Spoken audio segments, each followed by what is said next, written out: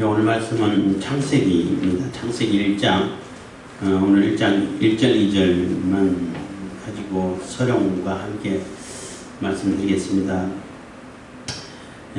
태초에 하나님이 천지를 창조하시니라 해서 1절에 대해서 여러 가지 논란도 많이 있습니다만, 그 얘기하기 전에 먼저 창세기는 모세가 썼다고 말할 수 있어요. 모세오경이라고 그러죠. 언제 썼을까 생각하면 아마 시내산에 갔을 때 십계명을 받아 내려온 이후에 쓰지 않았을까 이렇게 추측을 해요. 아마 적어도 창세기, 출애굽기, 레위기까지는 그때 썼을 것이다. 민수기, 신명기는 좀 더 뒤에, 신명기는 이제 모세가 죽기 직전에 다 이렇게 다시 한번 하나님의 명령을 기록하는 그러한 것이 신명기고, 민수기는 이제 사람 수 세면서 이렇게 그 광야 여정을 그려놓고 했기 때문에 그러니까 시내산 십계명 받은 이후라기보다는 좀 더 시간이라 걸렸지 않았을까. 어쨌든 간에 그 세 권은 창세기, 출애굽기, 레위기는 아마 시내산에서 십계명 받고 내려와서 그때 썼을 확률이 가장 높죠. 왜냐하면 십계명 받아서 내려오면서 또 성막에 대해서 자세한 그거 설계도라든지 하는데 다 보여주고 알려줬잖아요. 그리고 또 제사법을 다 일일이 다 알려줬기 때문에 그것을 바로 기록했겠죠. 우리도 바로 기록하지 않겠어요. 그런 것이고, 창세기는 1장부터 50장까지 있는데 크게 두 부분으로 나눠요. 1장부터 11장까지는 큰 4가지 사건이 있고, 12장부터 50장까지는 대표되는 4족장이 나와요. 그러니까 큰 사건 4개는 이제 창조, 모든 이렇게, 그러니까 창세기니까 모든 일의 기원, 시작을 얘기하죠. 그래서 창세기인 겁니다. 그래서 창조를 가장 먼저 얘기하고, 그 다음에는 타락을 얘기하는 것이고, 그 다음에 홍수 심판이 있는 것이고, 홍수 심판 이후에 이제 각 민족별로, 언어별로 다 나눠지는 바벨탑 사건이 있죠. 그렇게 이제 크게 4가지로 나눌 수 있는 것이고, 족장은 이제 아브라함, 이삭, 야곱, 그리고 요셉, 이렇게 4족장이 나옵니다. 그래서 이 창세기를 이렇게 공부를 하고 읽을 때, 그 구절마다 또 단어마다 다 이렇게 의미가 있고, 또 아주 이렇게 심도 있게 다뤄야 하겠지만은, 그러면 시간이 너무 많이 걸리고, 그래서 그렇게 길지 않게 간단하게 진행해 가겠지만은, 요즘은 유튜브 같은 것이 잘 돼 있어가지고 각종 창세기에 관한 설교도 많이 나오지만은, 창조과학회라든지 이런 데서 나름대로 과학적인 그러한 근거를 가지고, 또 지질학적인 근거를 가지고 비교를 할 때에 창세기의 순서랑 지질학이란 하면 이제 나야가라 폭포 같은 데 보면 이렇게 노아 홍수를 겪으면서 이게 이렇게 지질이 막 뒤틀렸잖아요. 그럴 때 그 층은 진화론에서 얘기하는 그 층 순서가 아니고 창세기 순서대로 그대로 적용되어 있어 나온다고 그대로 설명해 주고 있어요. 그래서 지질학을 공부하는 사람들은 창세기를 인정 안 할 수가 없다, 이렇게까지 얘기를 해요. 진화론에서 얘기하는 걸 보면은 수억 년, 45억 년부터 해갖고 수백만 년 이렇게 하는데 말이 안 되고, 그리고 또 화석을 발견될 때도 보면은, 그러면 순서대로 발견돼야 되는데 순서대로 하나도 발견 안 되고 다 완전히 섞여 있어도 제일 밑에 지지는 아무것도 없고, 그 순서대로 그래서 노아 홍수 때는 다 있기 때문에 완전히 뒤집어 섞여가지고 있는데, 거의 한 층에 다 화석이 다 있어요. 나머지는 또 없고, 이런 것을 이렇게 강의를 듣다 보면은 정말로 세밀하게, 정확하게 기록되어 있구나. 그리고 이제 진화론 같은데 보면은 수억 년이 됐잖아요. 그 나이가.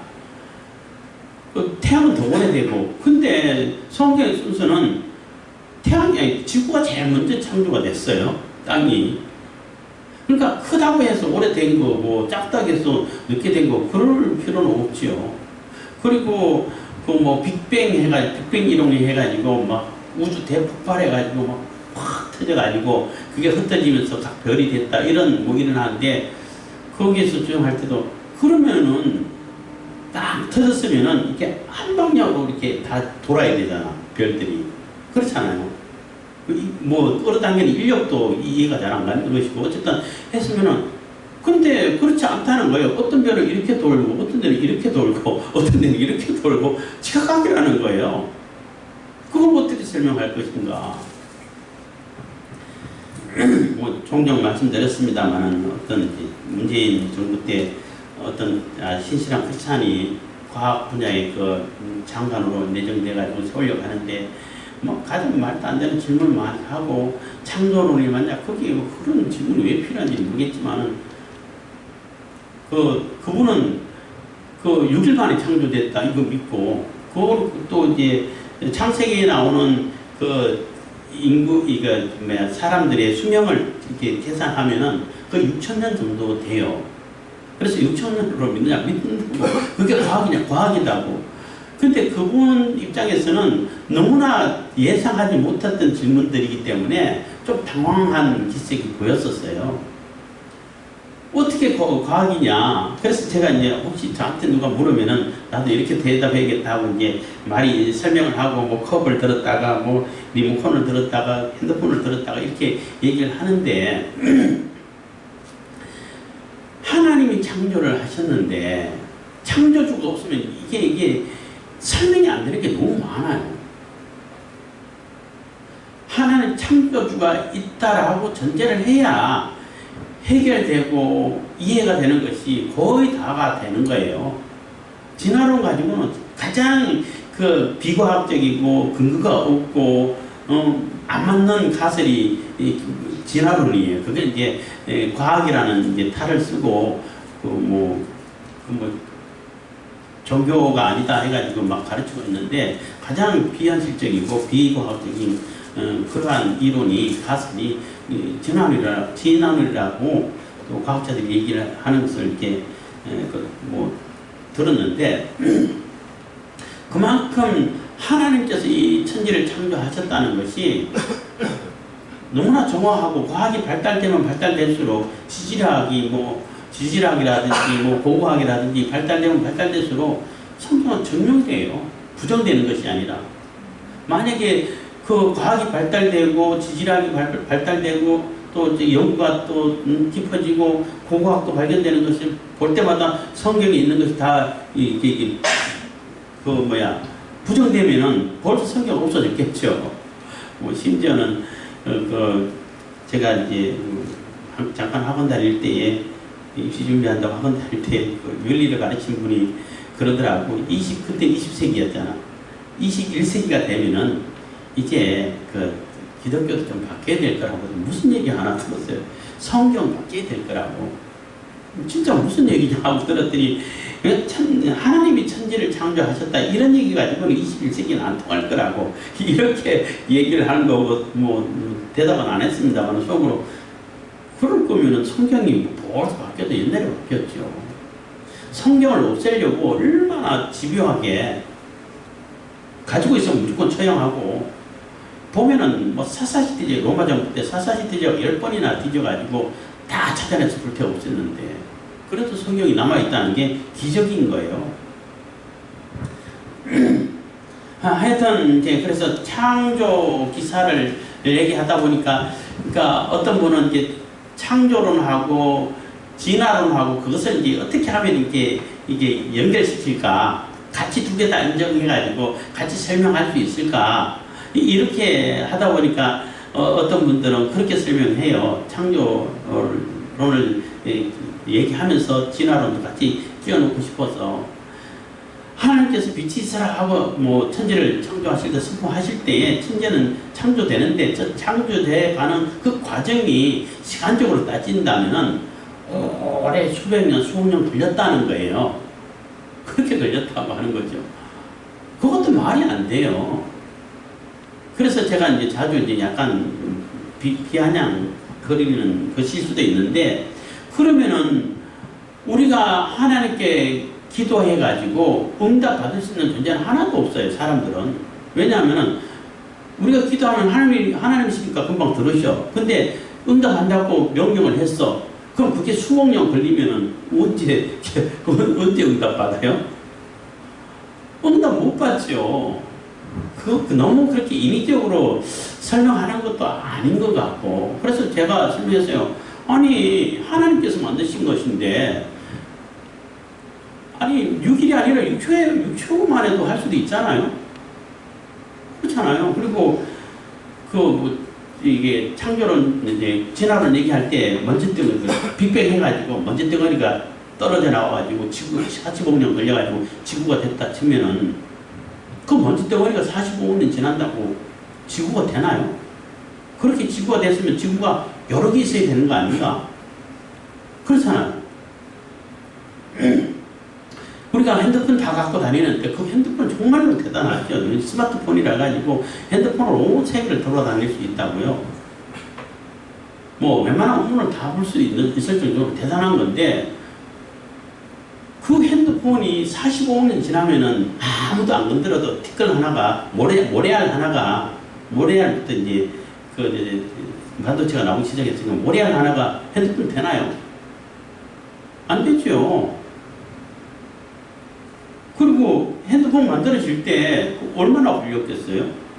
물론 사람이다 보니까 여러 가지 공정 거쳐야 되니까 얼마 걸리겠죠. 수억 년, 수백만 년 안 걸렸을 거 아니에요. 핸드폰 만들 때 그렇게 걸리나요? 안 걸리잖아.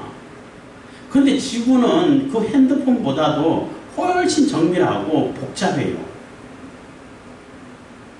근데 그게 45억 년, 먼지덩어리가 45억 년 지난다고 해서 지구가 될까? 또 지구처럼 된다 할지라도 생명은 어디서 왔는데? 이게 이해가 안 가는 것이 너무나 많아요. 그래서 저도 45년이 아니라 6일 만에 창조된 거 믿고, 6천년이라는 것을 이렇게 단정할 수는 없는 것은, 이 족보를 적어갈 때에 인위적으로 빼고 그러니까 중요한 사람만 적어왔기 때문에 빼고 기록한 경우도 충분히 있을 수 있어요. 그래서 보통 사람들은 6천년에서 10,000년 정도 이런 게 예상을 해요. 그래서 그 정도밖에 안 걸렸다고 볼 수 있어요. 왜냐하면 그 정도면 충분하죠. 그리고 요즘 이제 유튜브 같은 데도 많이 나오지만은 초고대 문명이라고 해가지고 도무지 우리가 인식하고 있는 그 인간 세상에서 이해할 수 없는 그러한 유물들이 막 발견돼요. 그 초고대 문명이 있었죠. 언제일까요? 노아 홍수 이전이죠. 노아 홍수 이전의 문명이에요.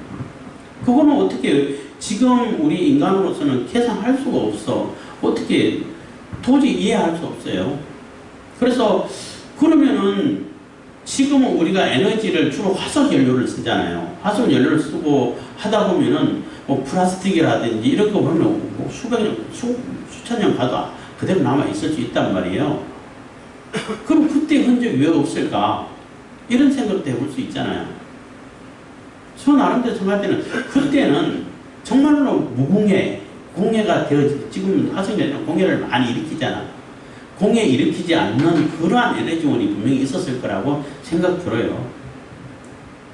굉장히 에너지원이라든지 해가는 것이 굉장히 우리가 지금 상상할 수 없는 그러한 에너지 체계에 있었고, 사회 시스템이 있었고, 과학 발달이 있었다라고 생각되는데, 어쨌든 간에 창조 얘기하면은 할 얘기들이 참 많죠. 많아요.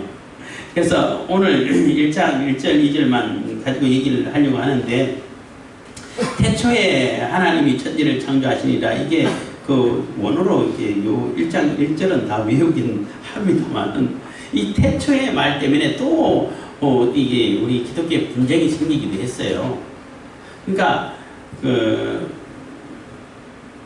베레시트라는 그런 말이 태초에라는 뜻인데, 그러니까 레시트라는 말은 머리라는 뜻이거든. 처음이라는 뜻이에요. 처음, 머리, 뭐 시작 이런 거 다 포함되는데 배는 그 안에라는 뜻이에요. 그 조사죠. 전치사라고 해야 되나? 그래서 베르시트라는 그 말이 다른 표현으로 뭐뭐 할 때에라고도 번역이 가능하다는 거예요. 물론 문법적으로 가능하죠. 그래서 그러니까 천지를 창조할 때에 이렇게 해석해야지 이미 그 땅이 혼돈하고 땅이 있었다는 공가 있고 물이 뭐 있고 이렇게 해석하는 사람들이 자유주의 신학계에서 나타나고 뭐 심지어는 뭐 성사학당 어떤 분도 그렇게 해석하는 분도 옛날에 몇 년 오래전에 보기도 했는데 그게 말이 안 되는 거예요. 말이 안 돼요. 왜냐하면은 그러면 논문 쓸 때에 설명부터 하나? 아니잖아요. 논지가 제일 위에 나와. 선언이 제일 위에 나와. 나는 이거라도 주장합니다 하고 논지를 빡 얘기를 하고 이거는 이거다. 뭐 그렇게 얘기를 하고 거기에 대한 설명이라든지 서론 못해가지고 증명해가는 그래서 결론으로 그래서 이렇다라고 하는 것이 그게 이제 책이고 논문이에요. 이것도 책이고 나름대로 이렇게 뭐 크게 보면 논문으로 볼 수도 있는데 처음부터 뭐 할 때에 이렇게 저렇게 설명했는데 이렇게 안 하죠. 선언이에요. 선언. 하나님이 태초에 하나님 천지를 창조하셨습니다 하고 딱 선언으로 그냥 얘기해놓고 그러고 시작한다는 얘기예요. 그리고 바라라는 베르시트, 바라, 엘로힘 이렇게 나가는데 그러니까 히브리어는 동사가 먼저 나와. 그 다음에 주어가 나오고 그 다음에 이제 목적어가 나오는데 그 바라라는 그러한 그 단어도 이게 히브리어에서는 이게 그 하나님께만 쓰이는 단어에 주로 하나님께서 완전히 무에서 유를 창조하는 의미로 사람에게는 안 써요. 뭐 어떤 분은 또 이렇게 그렇게 설명하더라고요. 그 아이를 잉태해서 낳을 때 뭐 그럴 때도 쓴다고 했는데 어쨌든 간 하나님께 적용되는 그러한 단어예요. 그래서 만들다라는 그 단어가 여러 가지 있어. 그 히브리어는 단어가 그렇게 안 맞다 그래. 헬라어가 훨씬 더 많은데 그럼에도 불구하고 만들다는 그러한 단어가 여러 가지가 있어요. 뭐 아사도 있고 뭐 에체레도 있고 뭐 바나도 있고 이렇게 있는데 그거 다 나름대로 달라. 그 아사라는 말은 주로 이제 행동에 초점이 맞춰져 있어요. 만드는 그 행위, 실행, 그래서 행위, 실행 이런 걸 다 그런 단어로 써. 그리고 이 에체르, 에체르는 에레츠가 땅이고 그 야자르는 이미 다 만들어진 상태, 만든 것, 만든 결과물, 뭐 이렇게 쓸 때 주로 쓰는 것이고, 뭐 이렇게 바나라는 그런 단어는 이게 과정, 만드는 과정에 초점이 맞춰가지고 이렇게 해서 만들다라는 그런 단어는 뭐 네 가지가 아주 세밀하게 분류가 돼 있어요. 근데 이제 바라 이런 단어는 하나님이 무에서 유를 창조할 때에 이럴 때 쓰는 단어인 겁니다. 그 단어도 그렇고 그래서 하나님께서 이 모든 것을 시작하셨습니다. 만드셨습니다. 라고 선언하는가 동시에 아마 시간도 이때부터 시작됐다라고 얘기를 하는 거예요. 우리가 보고 있는 거예요. 그래서 시간도 하나님의 창조물인 거예요. 어떤 분은 시간이 하나님이다 이런 표현을 쓰는 사람도 있는데 그 기독교인은 아니고 기독교인 중에 그렇게 얘기하는 사람 들어봤는데 아니죠. 시간도 창조물이에요. 하나님은 시간을 초월하시잖아요. 우리도 이제 부활해서 부활체를 입으면 시간과 이게 공간을 초월하게 되는 겁니다. 그리고 이제 어떤 분들은 그러니까 태초에 하나님께서 천지를 창조하셨는데 그래서 아까 얘기했는데 창조할 때에 이렇게 하면은 뭐 신학 자체가 다 뒤집어져 버리고 완전히 하나님을 무에서 유를 창조하시는 그런 분도 아니고 일반 세상 신들하고 똑같은 그러한 신호로 격화시켜버리는 그러한 결과를 가져오기 때문에 그래서 엄청 시끄러웠어요. 성경을 원래는 개역 개정판 쓰기 전에 개역 한글 쓸 때 이게 오래된 언어기 때문에 이해하기 힘들다 그래가지고 표준세 번역을 아주 공들여가지고 번역을 했어요.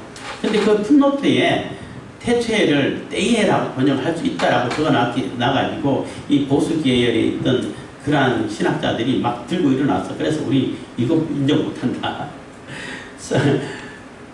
성서 공예가 있는데 성경 공예를 따로 만들어가지고 하겠다 했더니 난리 좀 아니 찬송가도 여러 개 뭐 각 집합 교회별로 다르게 쓰는 때가 있었잖아요.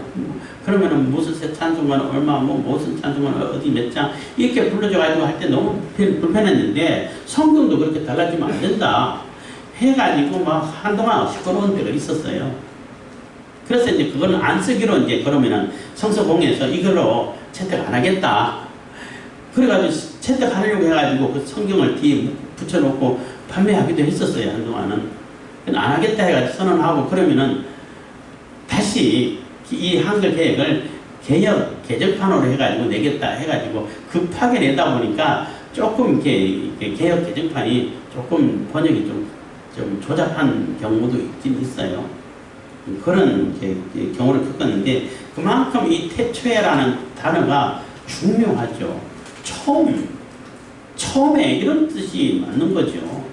그래서 이때부터 시간이 시작됐다고 보는 것이고 2절에 보면은 땅이 혼돈하고 공허하며 흑암이 깊음이 있고 하나님의 신은 수면 위에 운행하시니라 해서 처음 만들어서 천지를 창조 그러니까 공간과 지구를 만들었다고 보시면 되죠. 땅. 근데 이 지구도 원시지구라고 해가지고 이게 정리가 안 돼서 완전히 다 섞여 있는 상태가 되는 거죠. 그리고 거기에 물이 있는 상태고. 그래서 물이 있는 상태고 그래서 혼돈하다가 막 섞여 있다, 혼합되어 있다는 얘기잖아요. 그래서 하나님은 그 혼돈에서 질서를 만들어내시고 다시 이제 다 이렇게 조성하시죠. 따로 이렇게 하나 조성하시는데 그 혼돈에서 질서를 이렇게 만들어내시고 또 공간은 텅 비어 있다는 얘기예요.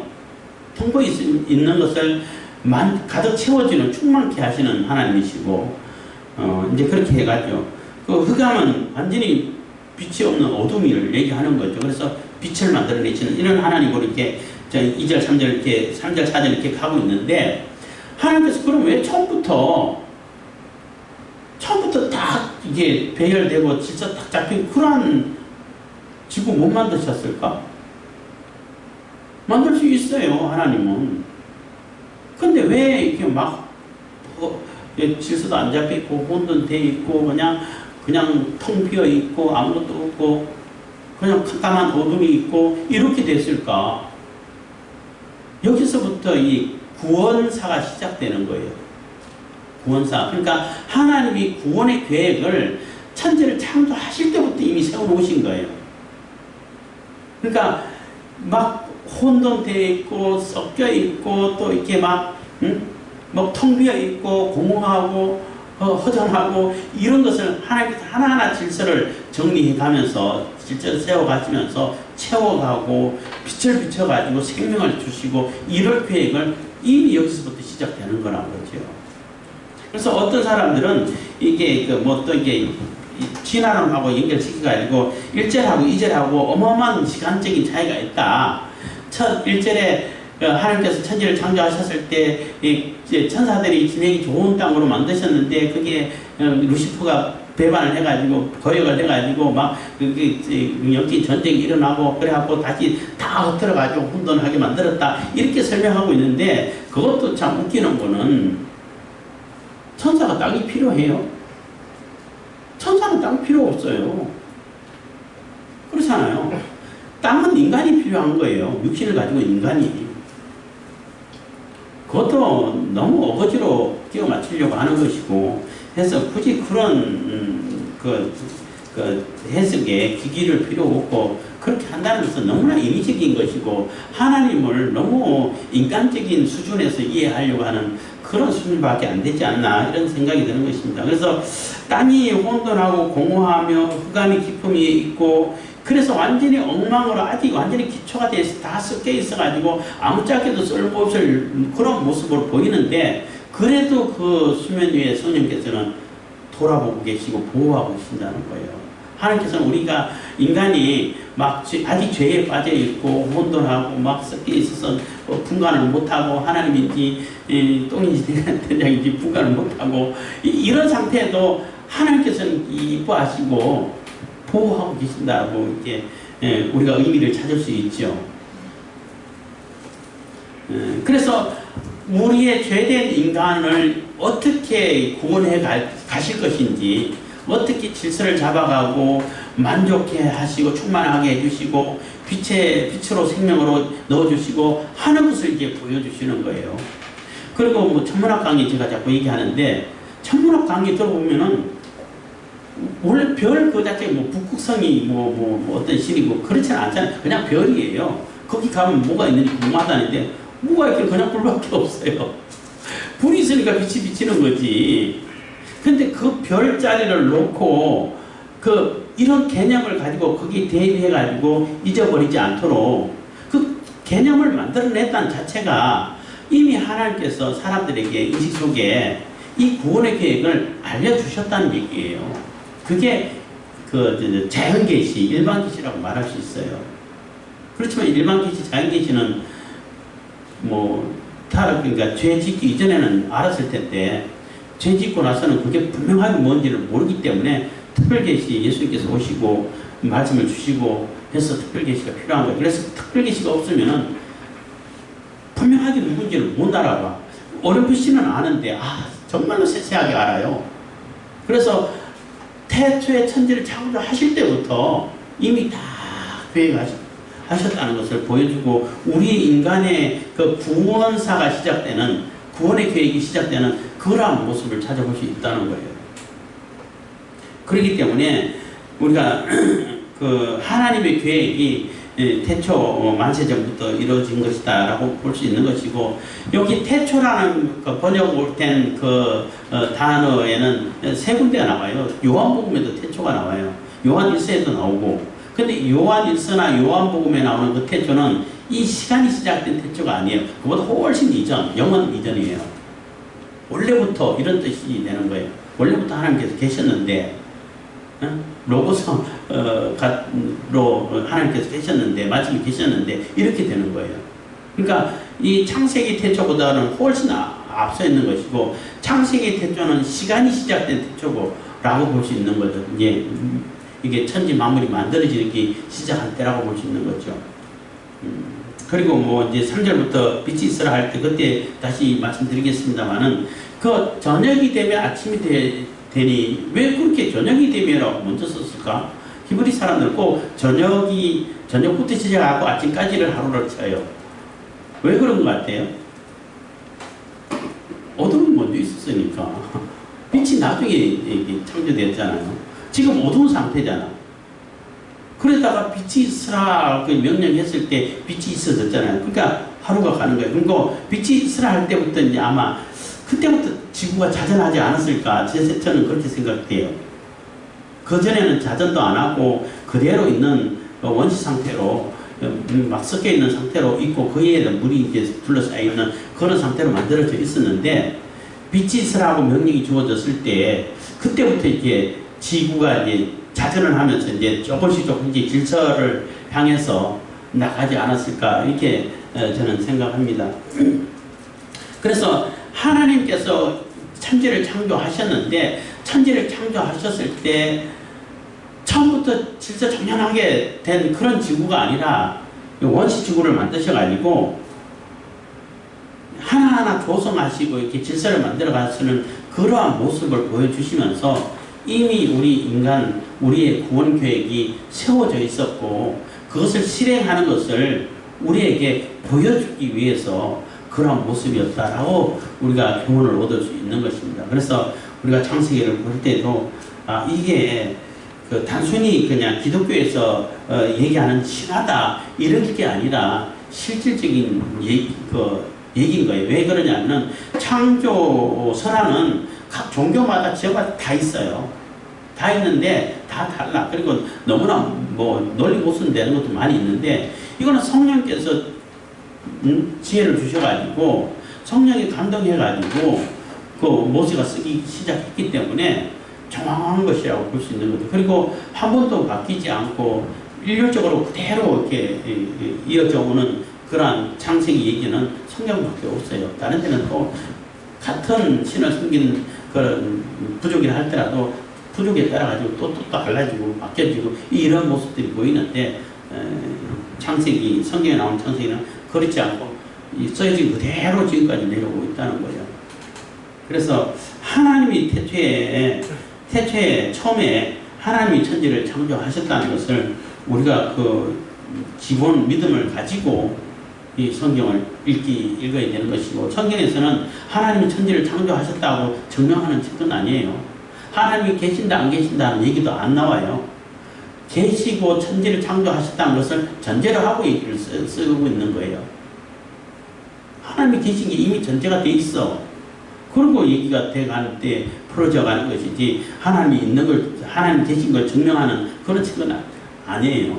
있는 건 당연히 계신 것이고, 그래서 하나님께서 어떻게 하셨다 이렇게 가는 것입니다. 그래서 우리가 창세기 읽으실 때도 그러한 얘기가 있고, 사실 제일 이렇게 나름대로 어렵다라고 생각되는 것이 창세기고 요한계시록이겠죠.